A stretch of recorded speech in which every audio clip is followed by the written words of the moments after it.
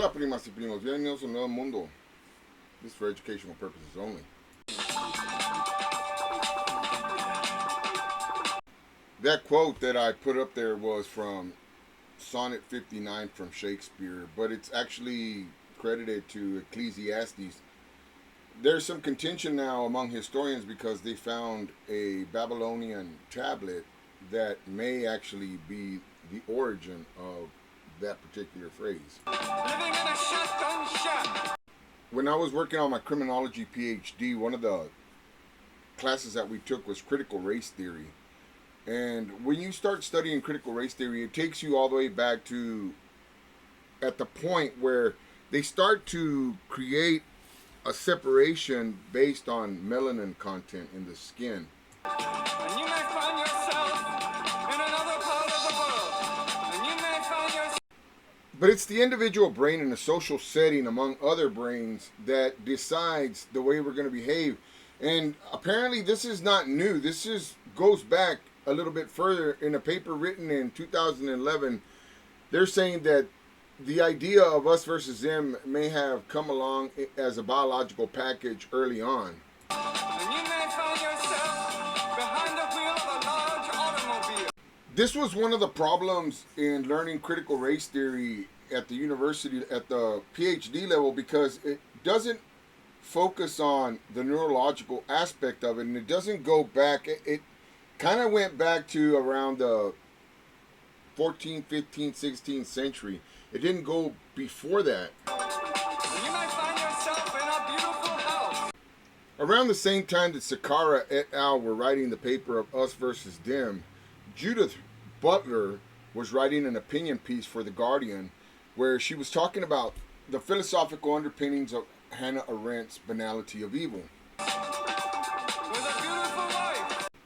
Butler quotes, like the legal philosopher Yosal Rogat before her, Arendt did not think that the history of anti-Semitism or even the specificity of anti-Semitism in Germany could be tried.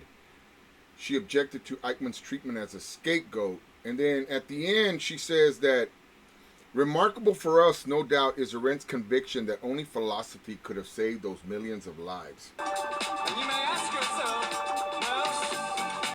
In a previous video that I made, this was also my contention. The contention was the ahistorical treatment by Arendt of this. Not trying to leave out all the history of how the butcher, the baker, and the candlestick maker were already that way. They didn't just pop out of nowhere in that fashion. How did I get here? In an article written for Al Jazeera, an African man that lived in Berlin looked back and said that he rejected the idea that Nazism began, prior to World War II, and actually, as someone who was African and whose people had suffered under African colonial racism, he actually speaks about that.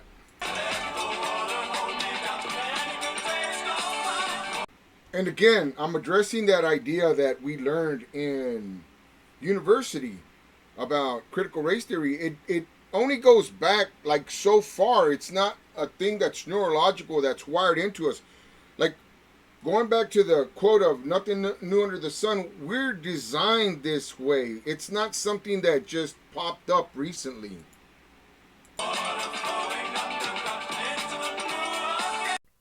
This is why team sports seems to be so pervasive in the United States, is because it taps into that us versus them mentality. And a lot of the research based around this stuff about testing us versus them among humans actually incorporates a lot of baseball teams and football teams and things of that nature to create an us versus them mentality.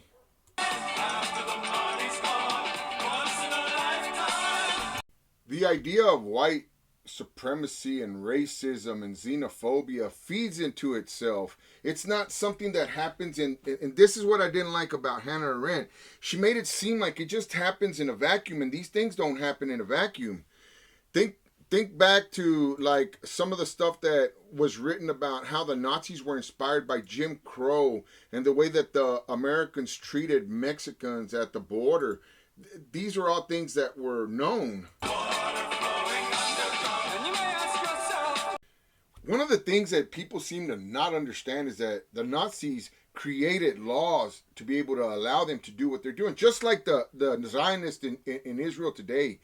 And one of the things that this guy James Whitman wrote in a book was that the American racial classifications of the one-drop rule was much harsher than anything the Nazis were willing to introduce in Germany, which were the Nuremberg laws. How do I work this? I mean, imagine how racist you have to be that even the Nazis who committed a genocidal Holocaust said, that's a little bit too racist for us. And you might ask yourself, what is that large automobile? I was watching a TikToker the other day who was talking about the bath riots along the Mexican border between El Paso and Juarez a few days ago. And I mean, he tried, but he got some of it wrong. And I've seen a couple of people talk about this, and Carmelita Torres and the things that happen on the border, and they seem to get it wrong. And even when they do mention certain things, it's just like, again, it's the facts quite aren't there. And you may tell yourself, this is not my beautiful house. David Romo wrote an article that said that the documents show that beginning in the 1920s, U.S. officials at the Santa Fe Bridge deloused and sprayed the clothes of Mexicans crossing into the U.S. with Zyklon B. The fumigation was carried out in an area of the building that American officials called, ominously enough, the gas chambers. I discovered an article written in a German scientific journal written in 1938 which specifically praised the El Paso method of fumigating Mexican immigrants with Zyklon B. At the start of World War II, the Nazis adopted Zyklon B as a fumigation agent at German border crossings and concentration camps. Later, when the final solution was put into effect, the Germans found more sinister uses for the extremely lethal pesticide. They used Zyklon B pellets in their own gas chambers, not just to kill lice, but to exterminate millions of human beings. And you may tell yourself, this is not my beautiful wife.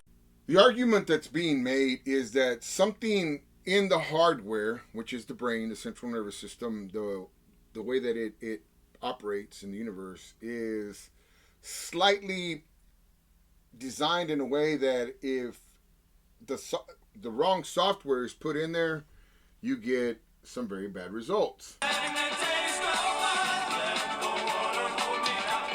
The literature is correct. The brain seems to want to create an us versus them scenario, a team sports scenario for use in real life.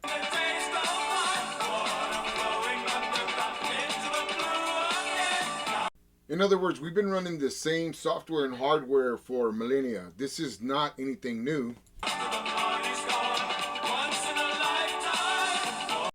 Humans, much like cars, seem to have a lemon law. In other words, there seems to be a built-in, like all nature, there seems to be a built-in number of people that are social, pro-social, anti-social, asocial, and various behaviors in between. Humans don't necessarily change very fast. Most of them like to be in a steady state, but then something happens, say, around you in the environment, and all of a sudden a change occurs which pushes human evolution forward pretty quick. Same as it ever was. Same as it ever was. In the film Collateral, the guy that plays the cop Fanning is talking to the cop Pedrosa and asking him, what's going on, and he says, all quiet on the Western Front. Various people are asleep, various people are awake. They come and go in cars, pickups, and taxis. Other than that, we watch the air move. And that's the same way for us now. Nothing's changed in the last couple of million years. We're just watching the air move.